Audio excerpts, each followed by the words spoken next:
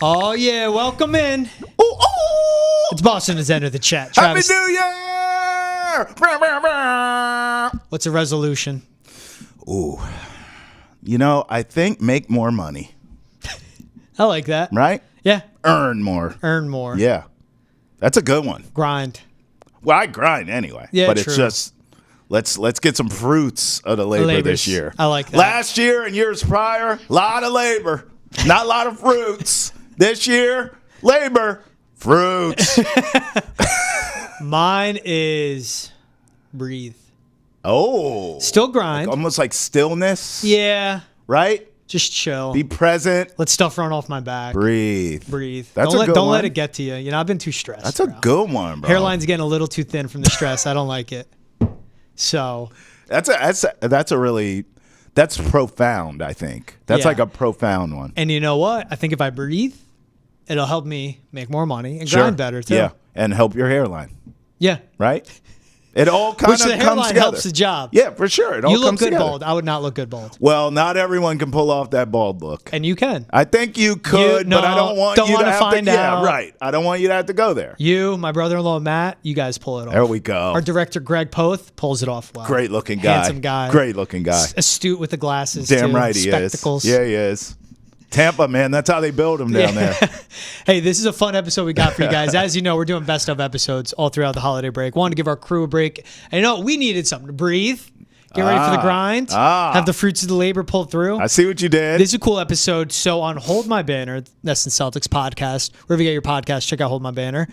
You and Ante Campbell caught up Yeah. with Dee Brown and Mitch Kupchak. I Yeah. know Dee Brown was cool for you. It was like full circle for me in my lifetime. Mitch Kupchak was actually Ante's skit. They're like family. You'll see in the interview Yep. how tight they are. So that was really cool. I think full circle moment for him. Mm-hmm. But for Dee Brown, as a kid growing up in the 90s, George, oh Yeah. my God. I mean, I did the dunk contest dunk growing up. I had the Reebok pump shoes.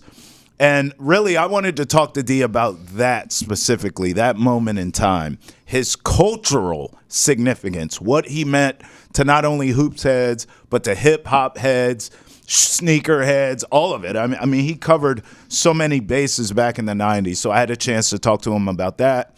And also, the unique thing about Dee Brown that I don't know if Celtics fans really realize or think about until it's put in front of you is, look, this is a guy who played really in every era in a way of the Celtics during a transitional time. Mm-hmm. He did, George, play alongside Larry Bird, Kevin McHale, and Robert Parrish. That sort of old guard that we all know, all the champions and all that, the dynasty. But then he was a part of that new era to sort of take that mantelpiece, take that torch and run with it. It was him and Reggie Lewis, who we know is no longer here and tragically passed away. And then it was just like Dee Brown by himself, essentially. And then eventually you usher in the new era when you get to guys like KG and Paul Pierce and Ray Allen, that new big three. So it was a fascinating conversation with Dee Brown to sort of cover all of those eras blended into one. And in a way, Dee Brown himself was the 6 degrees of separation, as you'll see in this interview. I think what was cool is Dee Brown just breaking the mold, especially in the dunk contest he was in. That's It was right. a late edition. Yep. It featured guys like Sean Kemp, who can elevate like no other, and he put Reebok on the map. Yeah, he did. I know there were guys who had the shoe deals before him with Reebok. Obviously, guys had the signature shoes after. Reebok with some of my favorites, like the Allen Iverson ones, the Shaq Gnosis ones as well, right? Yep. But him reaching down, pumping the shoes, going up, elevating, blacking the eyes. Yes, Lord. And he was a good time on the interview, too. Yeah, he was. He had a good time with you guys. And I think the best part about him that I respect is he's very humble how he accepts it, but he does accept a lot of the credit I was trying to put on him. Take it, man. For the cultural impact that I speak of. Yeah. He was not only aware, George, but he was very much into it. Like, he owned it. Like, he understood, during that time, he was hot Shaq. And I really appreciated that about him because a lot of guys will sort of shy away from it. Oh, no, I was never like that. Meanwhile, we're like, no, seriously, you were like that. I lived it. I was there. he accepted it and understood it. And I thought that was really fascinating to me that he sort of owned that. If you could break through in the fabric of the NBA like that, I mean, take the credit. That's right. Isn't he? He's an AD now? Yeah, he is. And he also has a great relationship still at Reebok. Like, he's like a shot caller. So, I mean, I'm trying to get the hookup here at Ness, and he won't return my calls. I don't know what's going on here. Hey, good for him. I mean, to be an athletic director of a college, small school too. Yep. I assume there's a Reebok connection there. Hey, man, use it if you got it. I hope there's one here. Yep. Come on, D. Your knees may not work anymore. I just need the your shoes. Feet do. Yeah, I don't need to do anything on the court. I just need the shoes. You know what? I would love a pair of Reebok basketball sneakers for when I'm playing pickleball. I use hoop shoes for pickleball. So, D. Come on, D. If you're listening. Come on. Hit us up. I don't know what size I run in Reeboks, but I gladly will rock them. Come on, D. Just return my call. That's all I ask. And Kupchak, too. I mean, you talk to Dee Brown, who's a legend in the dunk contest. Obviously, Mitch Kupchak is a legend with the Lakers and in the NBA. Yep. I think between player, he won 3. I think as an exec, he won 7. Wow. 10 NBA championships, man. Basketball loyalty. Yeah. So we got both these conversations for you guys right here. Dee Brown, Mitch Kupchak. This is from Hold My Banner. So when you guys are done listening, make sure to like, subscribe, rate, review Hold My Banner. And also go to Nesson's YouTube page. Hit the subscribe button as well. This is Dee Brown, Mitch Kupchak with Travis Thomas and Ante Campbell. Check it out. Yeah, you talk about the love for Boston. I want to know, how did playing for a historic franchise like the Celtics shape your career on and off the court, man? Well, I think the biggest thing was I was a student of the game. So I remember watching when I was younger, watching the Celtics Lakers on CBS with Tommy Heinz was doing the calls. And I was more of a, it was funny, everybody thought I was going to be a Lakers fan. I was more of a Celtics fan because I loved the way they played, the team basketball, the passing, the cutting. Even though I was an athletic person, then that's what Showtime was in LA, I loved the fundamental part of the game. So I was a big student. So I remember when I visited Boston, during getting prepared for the draft, I got a chance to spend a lot of time with Red Auerbach and talk to him in his office, which is basically a sports museum in its own right. He had so much stuff in there, and I was in awe. And that was like, this is the place I wanted to be. Obviously, I had no control over that. I was slated to go, higher, and I could have dropped to lower. But I think I had a real connection with the city when I got a chance to spend time with Red for at least a few hours. And we just talked basketball the whole time.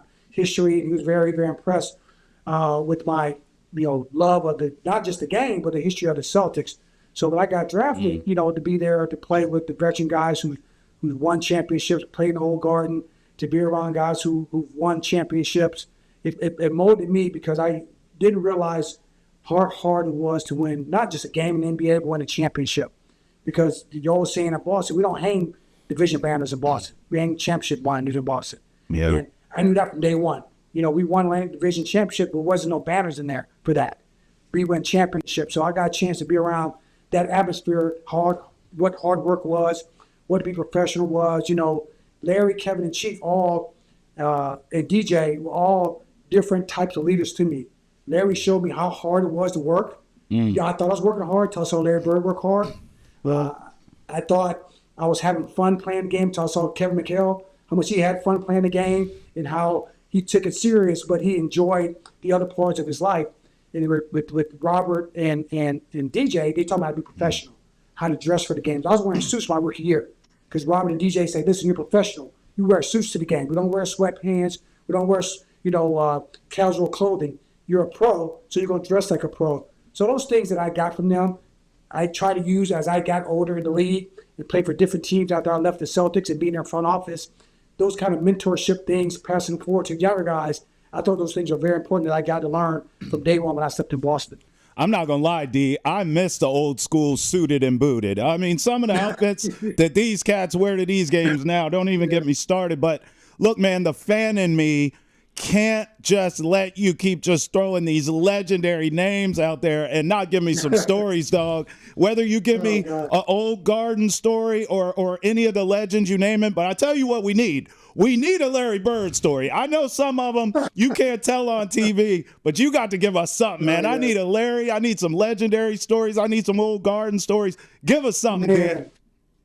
Man, I mean, it's so many stories. You experience so much with those guys, and again, they're like, they're like rock stars when we travel. My rookie year, we're still traveling commercial, so we're still, flying, commercial flights. They're sitting in first class. I was sitting in coach. I was getting bags, taking bags to their rooms, picking up their laundry and things like that, like we're just supposed to do, for Hall of Fame players and for your veteran guys. But I think that the story with Larry is that he would shoot with me after practice every day, and not that was part of my rookie duty, but I wanted to be better, so I wanted to be around Larry as much as I could, and we would literally shoot for hours and hours after practices. And we would shoot for money, and I didn't have a lot back then, but I thought I was a good shooter. And Larry, listen, hey, we're going to shoot. Yeah, I remember this is 1990, 91, $100 a shot. Okay, yeah, ain't no big deal. You know what? I can make a little extra money if I can beat Larry Bird in shooting. And, I would go up, and then I would go down a lot during the course of the year. So during the course of the season, I kind of got in the hole a little bit. So I said, you know what? I'm going to write you a check. And I wrote him a check. I ain't going to say how much. And I gave it to him. So the season goes on. We're still shooting. I'm still doing it just because I want to be better. And then at the end of the season, Larry gave me my check back. He never cashed a check. He was like, listen, this is for you being like wanting to absorb information.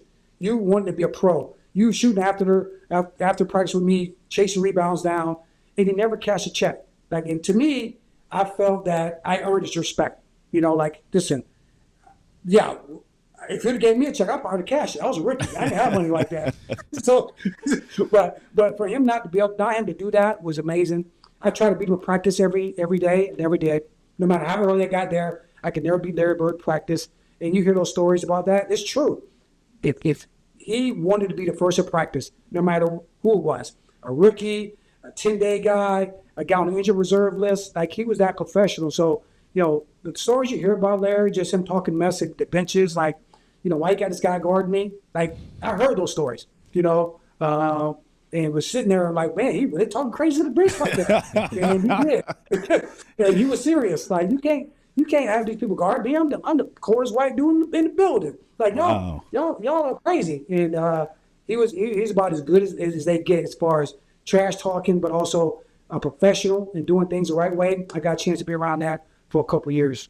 Wow. Yeah, man. That takes me back to, I'm just thinking about our time right now and our landscape that we live in. And it's just so different now. Now guys get traded all the time, or the media is asking for dudes to get traded. And, so you have less time with these veterans. But I want to ask you about your time being traded. I know it's always impactful to the players, which people don't think about when they get on the media, get on our show, whatever, say, hey, this dude should be traded, this dude should do that, blah, blah, blah, blah, blah. But back when you got traded, it was a different time because Rick Pitino was your head coach and he was your GM at the time. So did that add a little extra to it when you say, dang, my coach and my GM didn't even want me to be here? Yeah, it was. But I mean, it's been going Rick Pitino stories, but I don't know if we have enough time for that. Give us one, D. Give us one. Yeah, you can give us one. Oh, boy. Oh, my goodness. Now, Rick was he was different. He was a basketball mind. There ain't too many coaches I know the game as much as Rick Pitino. The dude knows the game. He loved and slept and breathed basketball.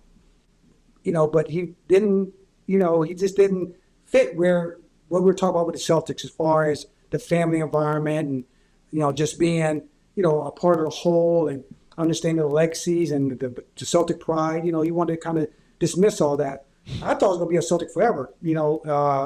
I had no intentions of leaving. I was a captain of the Celtics at that time. So when I got traded, it was very hurtful because I didn't want to leave Boston. I thought, we're finally turning the corner a little bit. We had some down times, a few years before. That's why we, obviously made a change to get somebody like Rick Pitino from the basketball standpoint. But it was tough because, obviously my family was there. And they, like I said, still got extended family there, nieces and nephews there. So Boston's always been my home. So it was really hard. Now, guys are, leaving teams, playing there 2 or 3 years and leaving or signing as a free agent. I wanted to spend my whole career at Boston. I thought I was going to retire as a Celtic. And, Rick was, he wanted to change the whole dynamic of what the Celtics were, Right. It wasn't about Celtic pride. It wasn't, he wanted to make it, his own.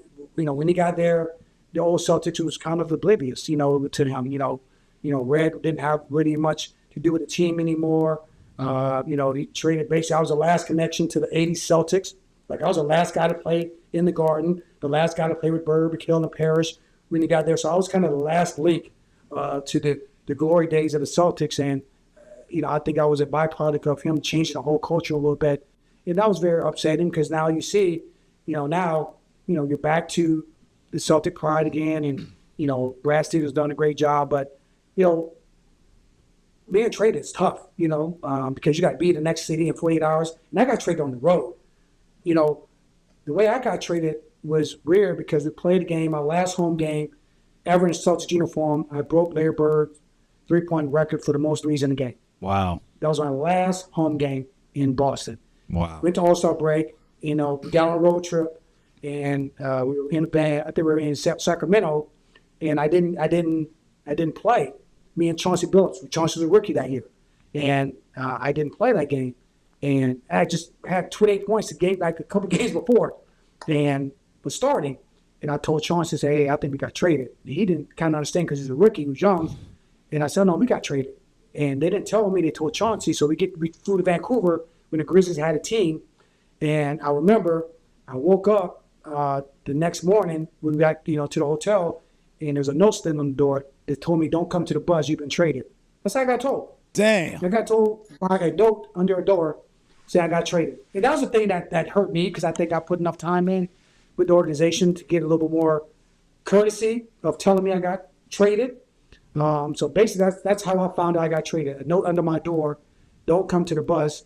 And I had to fly to Toronto like the next day to go with the Raptors. Damn, man, that's cold-blooded right there, bro. That's a hell of a way to find out, man. It's tough in business. I mean, you understand the business part of it, but, I was there for 8 years, so that part you felt like you owed a little bit of conversation. I never had a conversation about it. And that was probably that kind of like jab you a little bit more. You understand the business part of basketball, but, you pack stuff up in the hotel, and I flew to Toronto, and I had to be prepared to compete and be a leader for that young team in Toronto that I went to. Well, I hate that it went down that way, but I also love that you have got your flowers in the years since, and certainly now being honored the way that you are. I actually think your entire career is so unique because you talked about playing with the original Big Three. You talked about being in the last game in the Garden, obviously the Patino era and getting traded, the great story you just shared. We appreciate that. I want to take you down a different lane because I'm from Maryland, okay? Reggie Lewis, Dee Brown, is an absolute legend in Baltimore. And I have vague memories of you guys playing as teammates, but can you talk to me about your relationship with the late, great Reggie Lewis and just what he was like as a person and as a teammate? Reggie probably was the most amazing person I got a chance to be around because he was a humble superstar. He was the next great superstar for the Celtics. I got booked in. We talk about my career, and it kind of gets wiped out a little bit because I came in right after Lean Bias died, Big Three retiring, Reggie dying, and then they jumped to, Paul Pierce. So my whole career kind of nobody really talks about because there's a lot of transition, a lot of change going from the old building to the new building, a lot of people changing. And the significant part of that part with me was Reggie passing away. Great guy, unbelievable human being, great father, great husband. I still keep in contact with Donna, every once in a while, and her kids as well. Regina and Reggie Jr. So, it's tough because he was a future of the franchise, and I still have his jersey in my office. I look at it every day when I come to the office and know how blessed I am to be able to play this game and to know him for 3 or 4 years before he passed away in '93, July 27th. Again, he was one of the few guys that could play at all three levels. The things he did in the community, being at Northeastern, doing the turkey giveaway, that was a big thing that we wanted to support him for. And he was really big. He was quiet. He didn't broadcast everything he did. I remember back then there wasn't a lot of social media. So he did everything from the heart, because he was basically from Baltimore. Everybody knew, that's Truck. All the Baltimore people knew him as Truck. But when he got to Boston, he was an adopted son because he went to Northeastern and did all the stuff he did in the community as well. And I just remember when I got the call that he had passed away, I had just got back home from driving from Boston to back to Orlando, and I was numb. I was numb flying back. I didn't know what to think. I didn't know what to say. I didn't know because obviously the incident happened during the playoffs versus Charlotte, and then all of a sudden passed away. A few months later.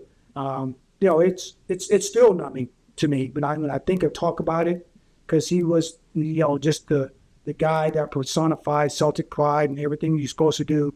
Because the Celtics always had that guy that was going to be the next one to pull the torch. And when he passed away, the torch kind of was given to me. And I wasn't that type of player. I was very honest with my level of play. I was probably a good number 2 and a great number 3. I was not a number 1 on the championship team. I was talented, but I wasn't that talented like Reggie or Larry or Paul, those guys that came in that were great players. So I was given the responsibility of carrying the franchise for a few years, and it was tough because I really missed Reggie. I thought we had the backcourt of the future with me and him. I could, be his wingman and just keep growing the franchise in the right direction. So, it definitely devastated me because I remember a couple years of my career after Reggie passed away, and I've had my legitimately best statistical career numbers after Reggie passed away. I don't remember those years. Like it was blurred to me because it was hollow, because the guy that you thought you would be next to for your whole career was not there anymore. The guy that you were going to support and was not there anymore. So there's 2 years of my career I just don't remember. Highlights. I see him and go, wow, I did that. I don't remember him because it was a very, very tough time for me because I was part of that transition between losing him as a big brother, as a friend, as a teammate, but also, trying to uphold the standards of being, the leader of the Celtics during that time where we were just going through a tough period of just trying to find our way after that devastating tragedy with losing Reggie. Yeah, man. Rest in peace, Reggie, man. Yeah, that's a real story that you just told, and we definitely appreciate that.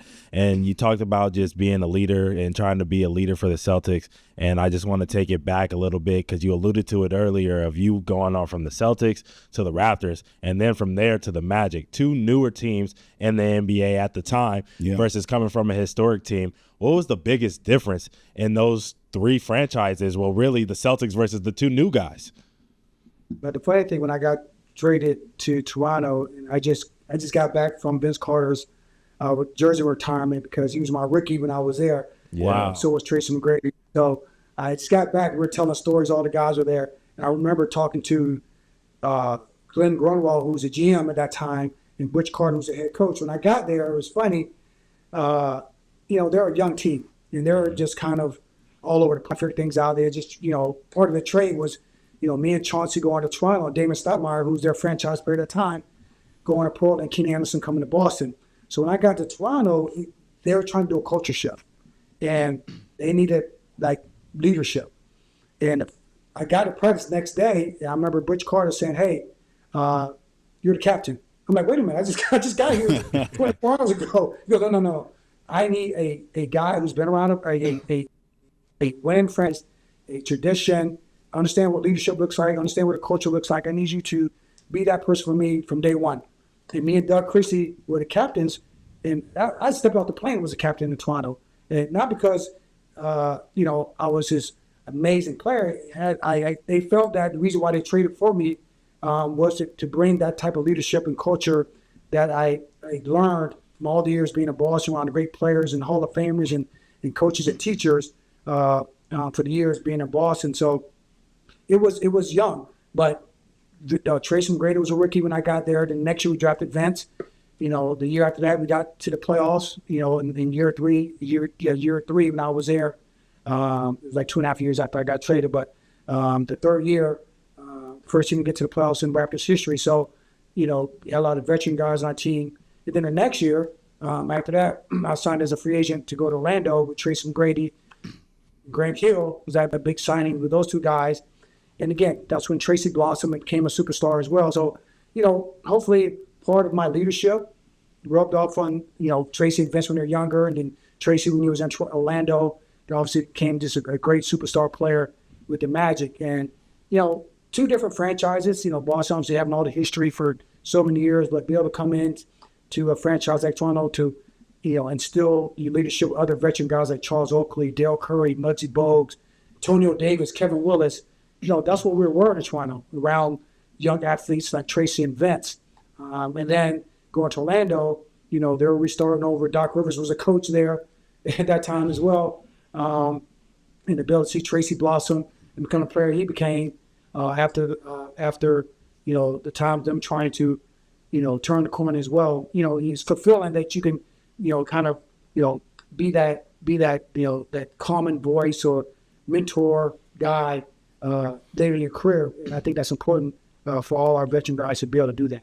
Man, I just think it's so dope, D, hearing you talk about your story and you realize that you quite literally touched generations of basketball, bro. Like, your contributions to the game, no one can ever question. We appreciate that from you. And I want to go back to you getting drafted, because I'm looking at this right now. I can't even believe this. You're drafted in the first round. You win the dunk contest. Your first team all rookie. I mean, what were you, 22, 23 years old? Your life had to be a movie. Let's talk that talk. What was it like at that time being you, man? No, it was crazy because I'm like, you know, it came fast because, again, first time I ever left home was when I got drafted by the Celtics. Right. So it was like first time I saw snow was in Boston. I had a spatula to use as an ice scraper because I didn't know what that was when I got to Boston. So it was a lot of learning curve my rookie year. But it was a whirlwind. You know, again, you know, you're a really good team my rookie year. Or, you know, Chris Ford was the head coach, who passed away. You know, rest in peace, Chris Ford, who was one of the best coaches I've ever had. And it was perfect for me in my rookie year because he was no holds barred. He yelled at Larry the same way he yelled at me. And they were, you know, our coaches were all-star coaches because we had the best record in the league going through all-star break my rookie year. And then Larry hurt us back again. We stumbled a little bit, lost to Detroit in the second round, had a great playoffs. They obviously won the dunk contest that year, being all rookie. But I just remember, you know, that summer was crazy. And I'll go back. It's funny, after I won the dunk contest, I remember, you know, usually after All-Star weekend, we played on the road because the Circus was in town in Boston. So we would go on the road right after All-Star weekend.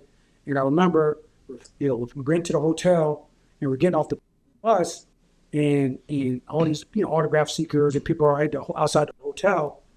And Larry walks off the bus, and they run past Larry and run right to me and asked me for my autograph. And I was like amazed.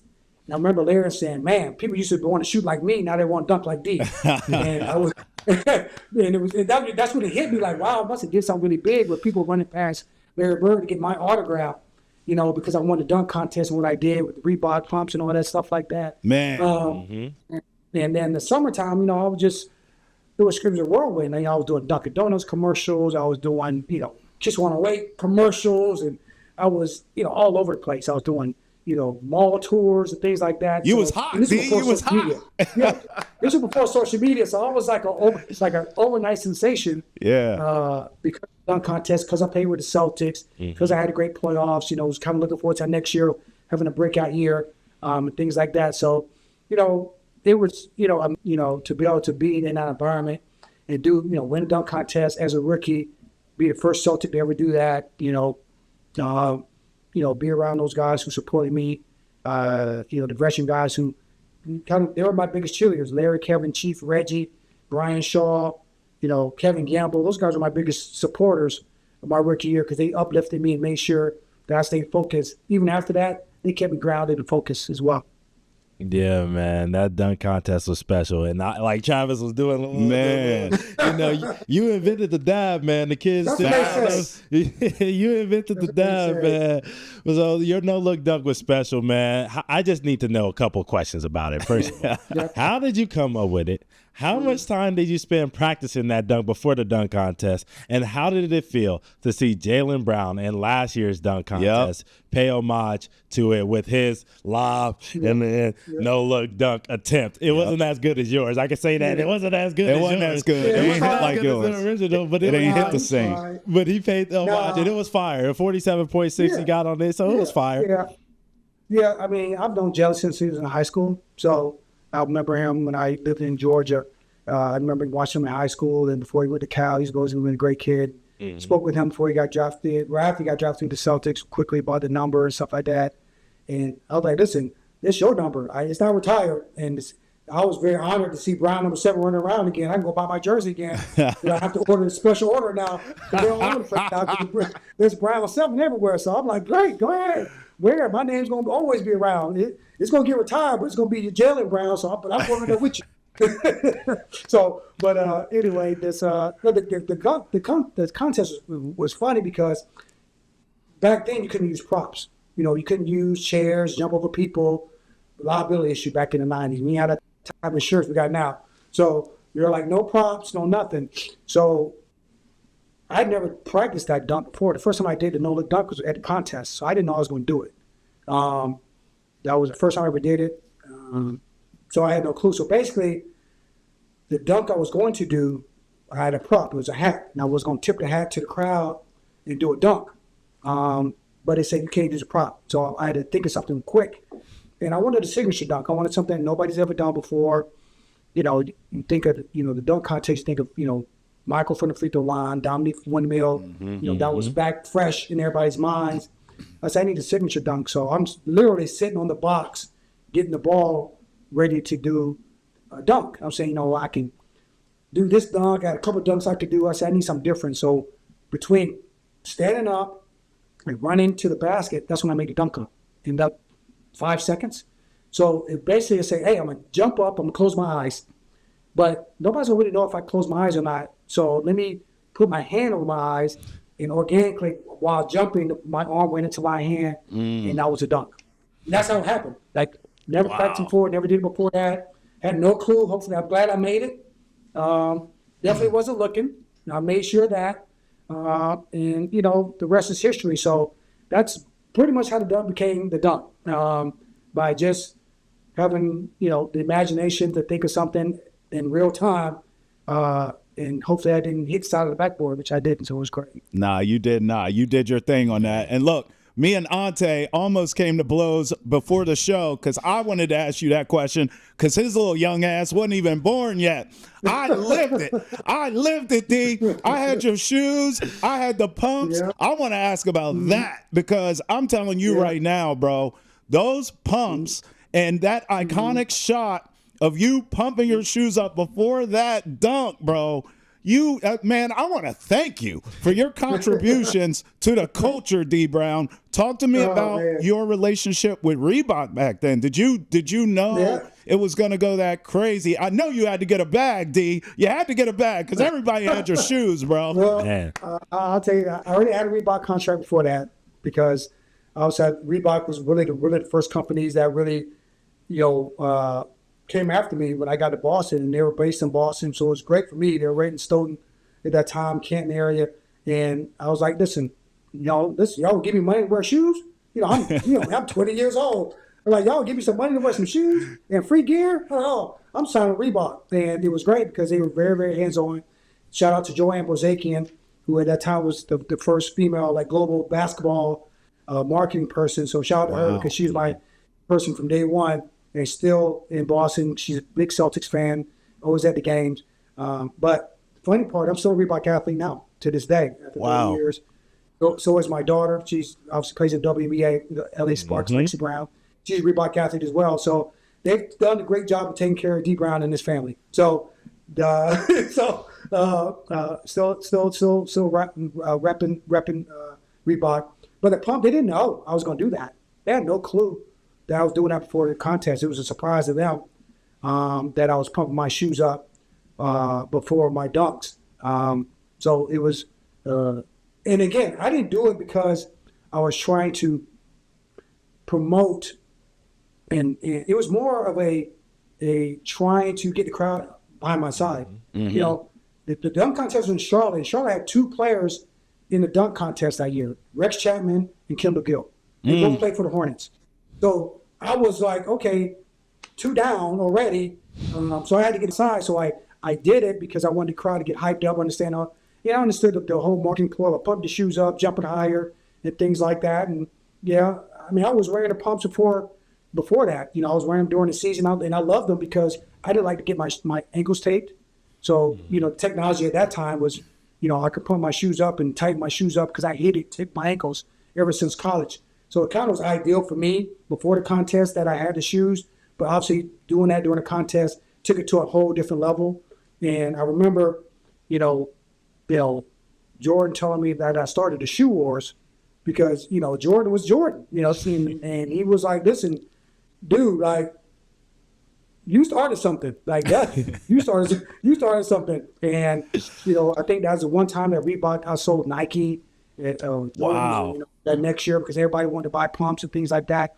So it was, obviously it was a big deal. Yeah. People still talk about it. The shoes are, you know, we've come out with different versions of the shoe and 25-year anniversary shoe and 30-year anniversary shoe. So, you know, I'm still doing things with them and still having you know, some great things coming out very soon with them. So it's been exciting, you know, but I ever think that 34 years later, we'll still be talking about a shoe, and that shoe, obviously being iconic with that dunk, that people know when you hear Reebok pump, you think of the first thing you think about is Dee Brown.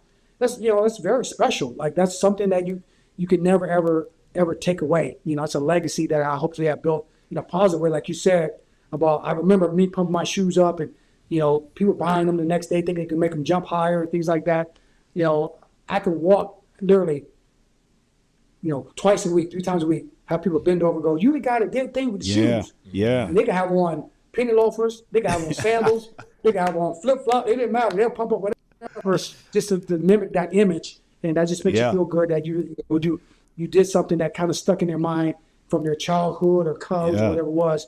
That was, you know, everlasting. Kobe had so many players around the league idolizing him. One of them play here in Boston in Jason Tatum. So I have to ask you, you know, as you sort of look at the current champs, how they're constructed, just from an architect standpoint, can you speak to the job that Brad Stevens has done? I mean, obviously, this is a guy who went from coach to the front office. So much like yourself, who went from player to front office, you know all about that difficult transition.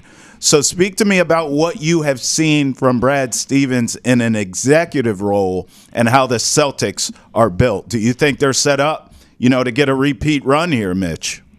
Yeah, by no means am I underplaying Brad's success as a GM, right? But, you know, Danny Ainge started it. Okay, just like Jerry West started it for me. You know, when Jerry left, I had Kobe and I had Shaq. You know, that's a pretty good start, you know, for somebody. Having said that, Brad's been doing this now 2 or 3 years, and you know, he's made a bunch of moves. You know, Horford. I mean, I'm not even going to start to list them all. And you wouldn't even have known. He makes what I did for all those years look like something that's pretty easy to do. Okay, with his drafting, his trading, free agent signings. You know, the league is really competitive. You know, everybody's got to stay healthy. Going into the season, you know, if I had to pick a favorite, I would say Boston's the favorite. Of course, you know, most of the times you say that because you can't, you know, disrespect last year's champions, right? Right. You know, they're champions until somebody beats them. But I really believe, putting that aside, that they are the favorite. They're the best team going into the season. And I've gotten to know Brad. We were on some committees together. Just a great person, which in this business, right, that's not how you're graded. You're graded. This is a wins loss oriented business, right? You don't get points for being a good guy. You don't get points, for your team, playing hard and losing. At the end of the day, it's all about winning and losing. And I've gotten to know Brad. I like him a lot, but he's put that team in position not only in the short term. Now they're going to have some challenges going forward. Yeah. They know that the league today with the new collective bargaining agreement is very different than it was 5 or 10 years ago. Right. But I'd much rather be in his shoes and try to navigate that in somebody else's shoes. Yeah, definitely. Mitch, I want to go back to your career, though, for a second. You were a 10-time champion, 3 as a player, 7 times as an executive. Yep. Which titles stand out to you the most? Ooh. Well, I have a standard answer when somebody says that, right? It's I don't know if I've earned them, but I got them. Okay. So, yeah, I do have 10, and I debate sometimes whether or not I earn them, but I have them. Well, as a player, there's 2, right? 78 was my first, and I played a lot of minutes. I was healthy. I felt I was at my, peak athletically. 85, it was against the Celtics. I learned quickly what the rivalry was like between the Lakers and Boston. And like I said earlier, I was coming back from an injury, and I didn't know if I was going to get back. And if I did, I didn't know how much I'd played, if I'd even be a part of something like that. So in that series, Pat Riley just decides to go with a big lineup, and I'm dragging around a bad leg. But, I played, and I felt like I was a part of it. So if I had to pick between the 2, that would really, really be hard. As a manager, you're not going to like it. Uh-oh. But it would be 2010 against Boston. Yeah. I was waiting all interview long, Mitch. I was just waiting on it. I knew it was coming. Yep. And not even close. Not even close. That's too funny, man. That's great. Too funny. That's great. Go ahead, Ted. All right, man. Look, I got to ask you about Michael Jordan now. You both played at UNC. He was there a little bit after you were. You both played for Dean Smith. But I wanted to know, did you have a relationship with Michael when he was a Tar Heel? And then did you get to see, like, the excellence and know that he was going to be as great as he was after watching him then? Well, the answer is no. Most games were on TV, but not every game back then. This was, whatever year it was, right? 81, 82, something like that. That's the year I got hurt. I do remember the finals of the NC2A were in New Orleans, and I flew to New Orleans, and I went to the team hotel, and I'm in the lobby, and the assistant coach for North Carolina, Bill Guthridge, is standing against the wall, and I start talking to him, and he was the assistant coach when I was there, right? So we're talking, and he goes, "Mitch, I want you to meet somebody." So there's somebody walking through the lobby, and he calls over, I think they called him Mike then. I'm not sure. I think it was Mike Jordan. And then when he made the shot against Cleveland, I think it turned into Michael, but I'm not sure. Okay, so he called him over, and that's when I met him. He was a freshman. Okay, it was championship weekend, and we spoke. I don't know. To me, I felt he was a little shy, right? Maybe all the people in the lobby, half the people did not recognize him, did not know who he was, right? And we talked for maybe, I don't know, half a minute, whatever, right? And when he walks away, Coach Guthridge looks at me and he goes, that guy has a chance to be a pretty good player one day. Okay. So I looked at him and said, "Oh, really?" Right? So that was, 81, 82. Mm-hmm. Okay. And that's when I first met him. Over the years before I would work with him, we would have, marginal contact, at a Carolina function. His first championship was against us in 1990. Mm-hmm. Wow. Okay, against the Lakers, yeah. And and then our college coach Dean Smith would organize golf tournaments in a town in North Carolina called Pinehurst, and he would invite back some Carolina guys and other coaches with a college or NBA that he liked that can play golf. I think he liked me, but I wasn't a very good golfer, so I didn't get invited because I was a good golfer. I think he liked me. Okay, But Michael would come to those, okay, and we would play together in a foursome, and then afterwards, there'd be a big dinner. So, that was my relationship, with him, prior to coming to work for him. Yeah. Can I ask you, what is he like now? People want to know, the people want to know what Michael Jordan is like now today. Well, what's he like now and today? Rich. Yeah, I don't think that was ever a problem.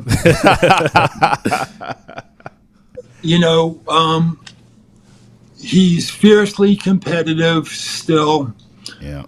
I've gone down. He lives in Florida, right? I've gone down and I've played golf with him. We would meet about the Hornets, all day, like on a Tuesday, and then on a Wednesday. He built a golf course, so we would go play golf at his golf course and then have dinner afterwards, right? Very competitive, goes without saying he does like to play golf. Buried in the game,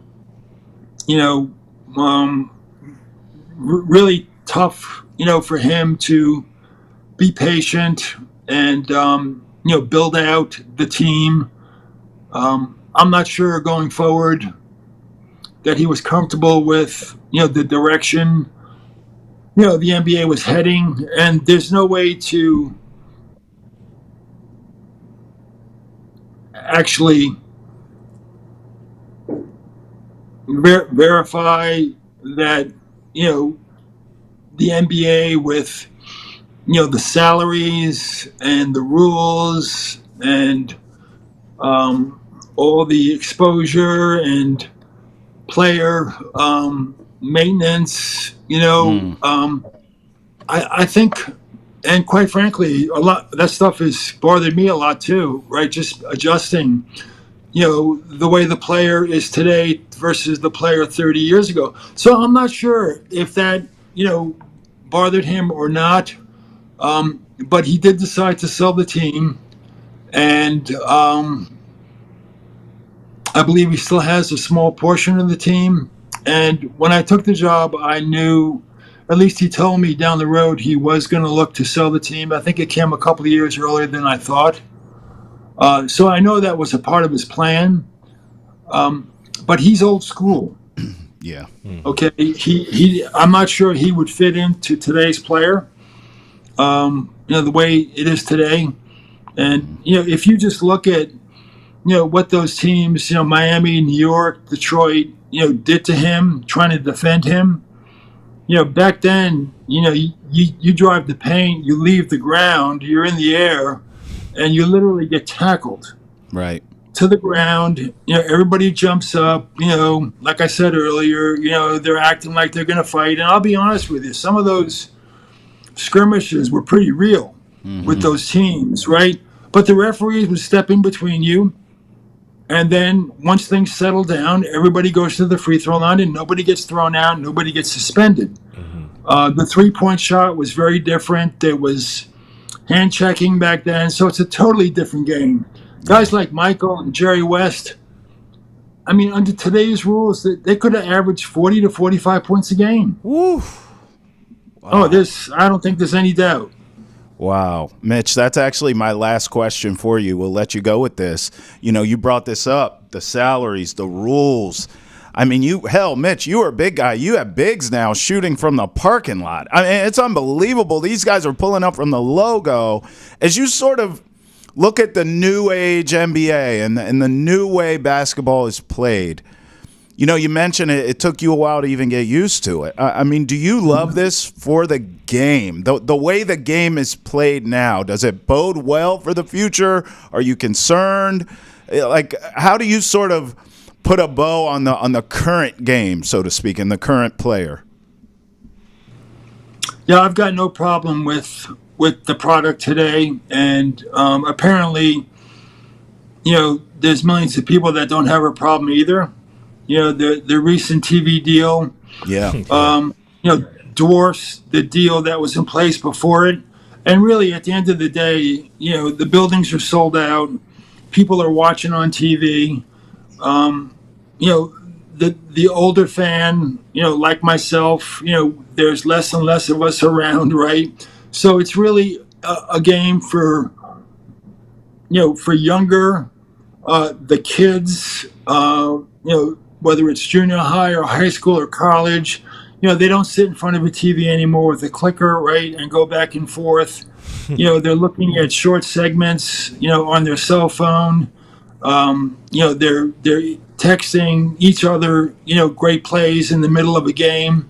I'm not sure how often, young people sit down and actually watch a 2.5, 3 hour game. Right. They're recording or they're whatever, right? It's just so different today. Yeah. But the game is more popular today than it's ever been.